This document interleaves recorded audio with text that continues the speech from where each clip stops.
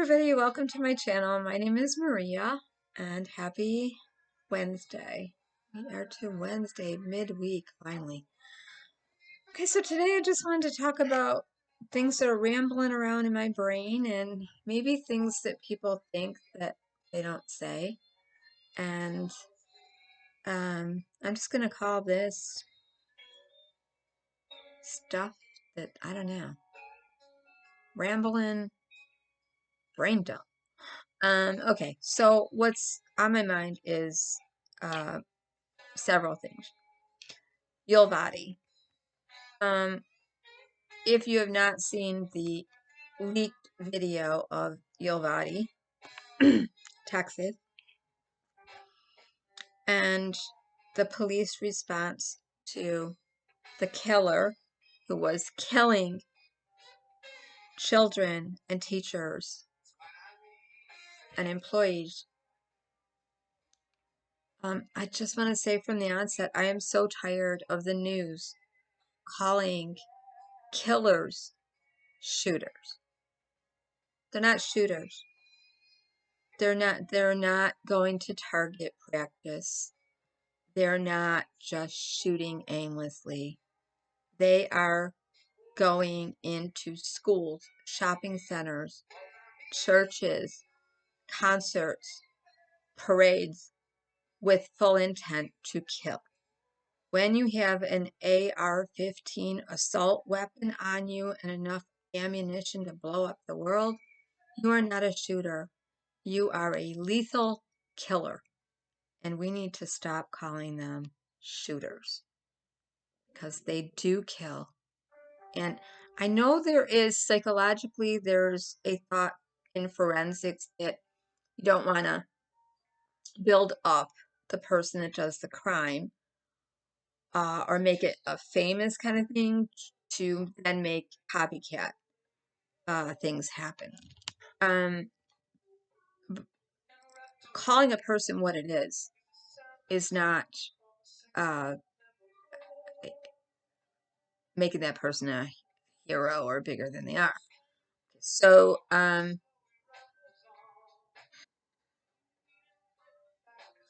there's so many things wrong. What I want to say is, from the video, the short video that's been released from the media, I want us to keep in mind something that keeps coming to my feeling is, number one, when this massacre went down, I had never really seen a press conference held the way this one was. And that raised a red flag to me. And I just call that red flag the Holy Spirit. I don't want to spiritualize it, but we all have a God guidance. We have a God sense. And if we're paying attention to our surroundings and we know what the normal is and what we usually see, we can pick out what's abnormal.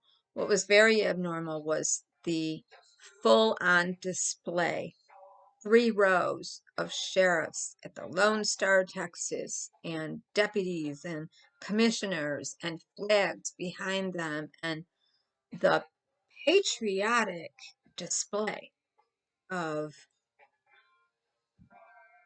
the first press conference, which was a preferencing of, I just want to say, wait, before I take any questions, before we tell you about this, before we update you, we want to make it clear. Our men, our officers, our sheriff department did absolutely amazing work. They went above and beyond. They were there in a minute. They were. Now, the only time somebody preference something like that is when they're lying. That's the truth. When people say, I would never lie to you, why would you have to say that unless you were getting ready to lie? I would never steal. Well, you could trust me. I would never steal from you. I would never tell anybody. There's never a need to preference that. That is just a given. So the whole press conference was this mirage. And right away I thought, man, that sounds weird. Why are they bragging on themselves when there's a tragedy? I mean, first, my God, this is awful. We have experienced a tragedy. Our hearts go out. No, no, no, no. Go look at the original press conference. We did everything. Okay, now, yeah, it's terrible. I have a little nervous giggle because I don't know what else to say other than I want to clock them. But the video. Now, the parents wanted full transparency, the loved ones, everyone that lost a loved one to this murderous person. I don't know if I should say his name, but I will. Salvador Ramos. Okay. There were a lot of issues there. He went to a grammar school like that. I believe he went to that grammar school. I'm not sure. The research I've done, some has said he went to that grammar school, or he knew people from that grammar school, or teachers, and he was supposedly very bullied growing up. He was a loner. He had acne. He, you know, okay. So he went through years of being bullied and people saying that other kids supposedly saying that he was a shooter, that he was going to be a school shooter, that he just didn't get along with anyone. And he thought he was somebody more important. He thought he was more special. He would say things like, "Do you know who you're talking to?" He worked at a McDonald's. Um, he he was a former employee, and he said to people at work when they corrected him or tried to tell him how to do something, supervise at work, so do you have any idea who you're talking to? Like, he really thought, I don't need to know this. I'm better than you. So at some point, the bullying turned to, now I'm going to bully you. Now I'm going to tell you who I am. Okay? How he got all the guns and everything, it's just horrible. Shot his grandmother.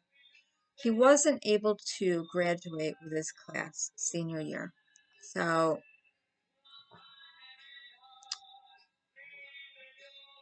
and I believe he was asked to leave his high school twice. There were problems. So there were red flags. And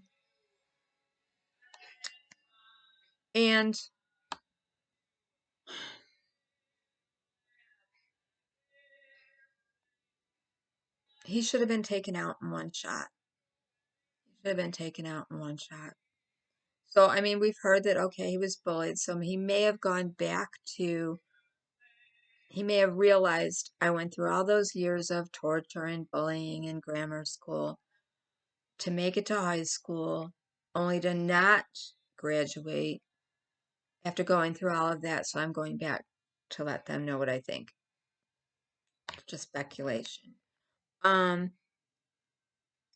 But getting back to the police tape, I believe CNN was one of the first. There was one reporter there who kept on and kept on and kept on with the timeline, and he was right on the scene. And it was CNN that broke that the police actually stood back because they were on the scene interviewing parents who were saying, no, the shooting was going on for a good 45 minutes. We could hear the rounds of fire, and the police wouldn't let us go forward. They were all there, but they were pepper spraying the parents. Now, God forbid if I was a parent or a loved one rushing back to that school, and don't forget, they had just gone to a moving up um, awards ceremony, graduation, where kids were moving up to the next class. So their teachers, it was more of a relaxed environment than usual. Parents had just taken pictures with teachers and their kids with their certificate, left work, gone to school for the moving up ceremony. And had their little cake and cookies and gave their kids flowers and stuff. I said, okay, I'll see you when at home, right? Little grandparents had gone, aunts and uncles. Think of if your uh, second grader was moving up to third grade, you might invite some of your family to come and see them get their little certificate and handshake and everything. So some of the family members had just left.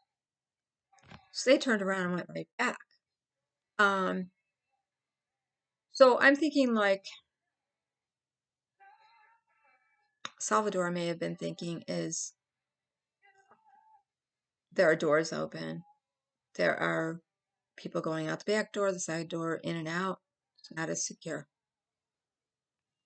I don't know how I would have known that, but I'm thinking that. Okay, so, but we're seeing video of now the parents wanted to know how long were the police there actually in the building when they didn't do anything.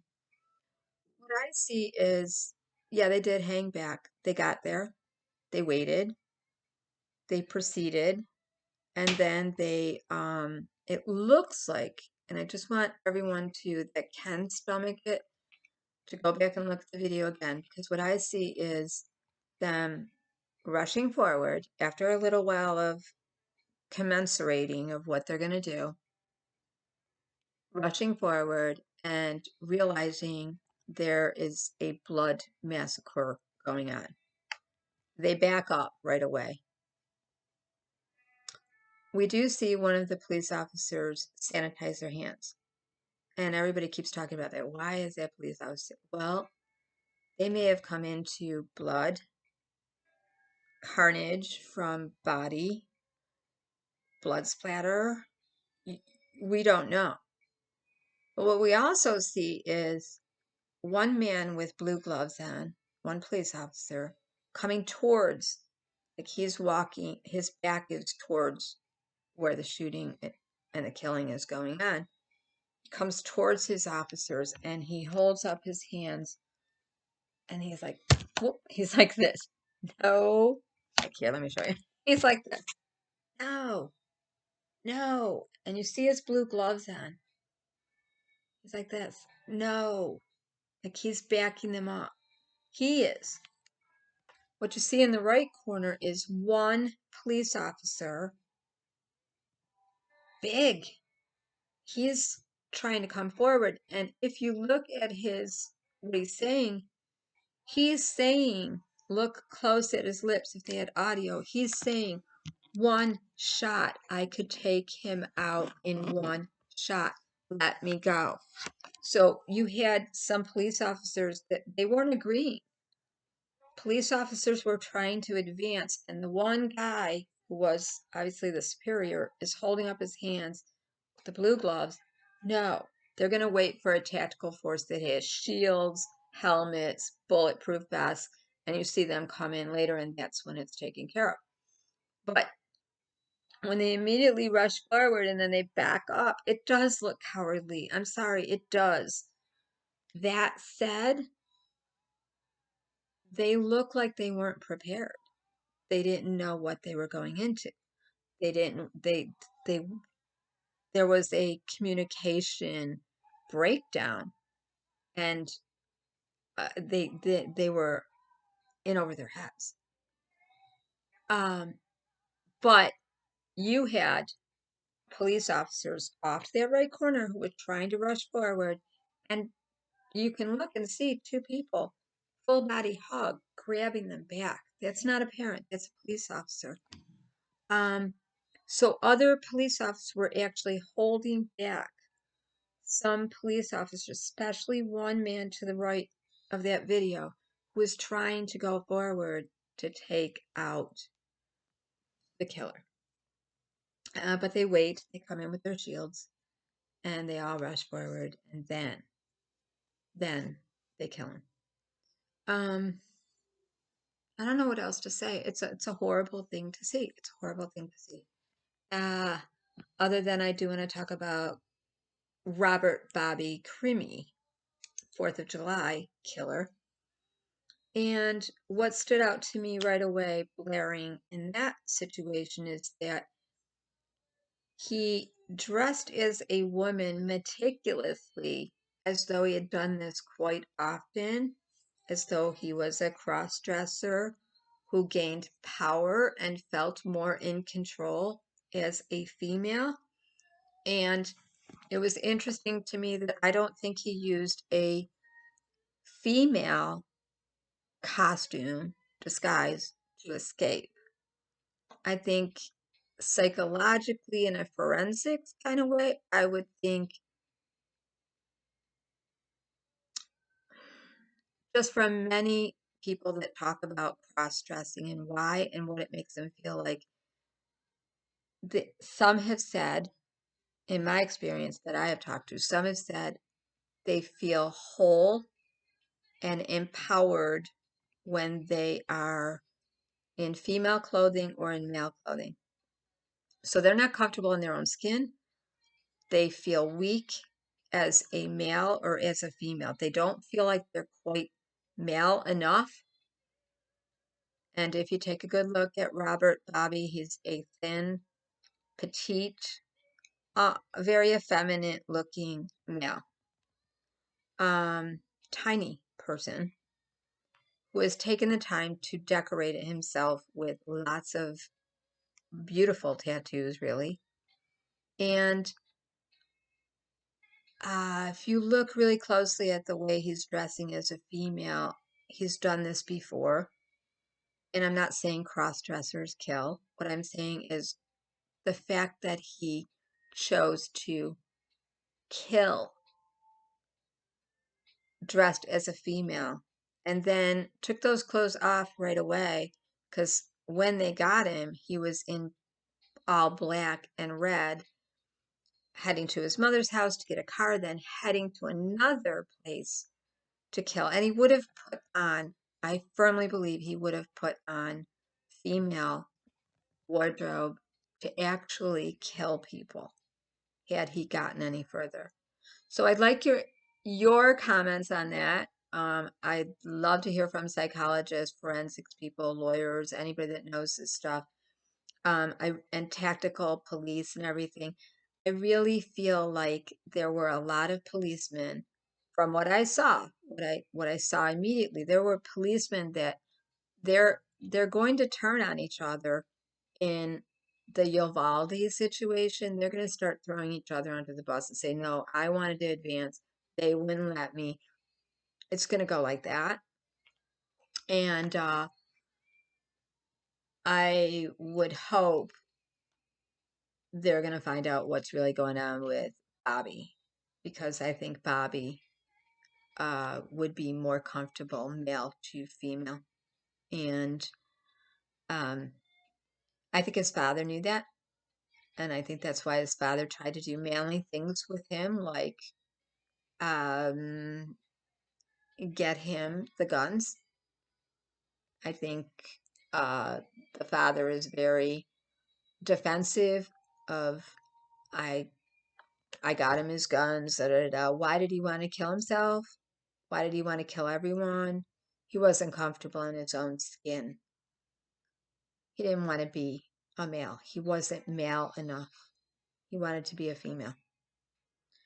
So it would make sense to me that a father that wasn't living in the house would try to bond with his son and do a guy thing with him by getting him a gun.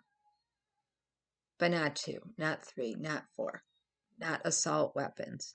So these are some of my thoughts about the killers that we've seen from May to July. And I just wanted to talk about that today.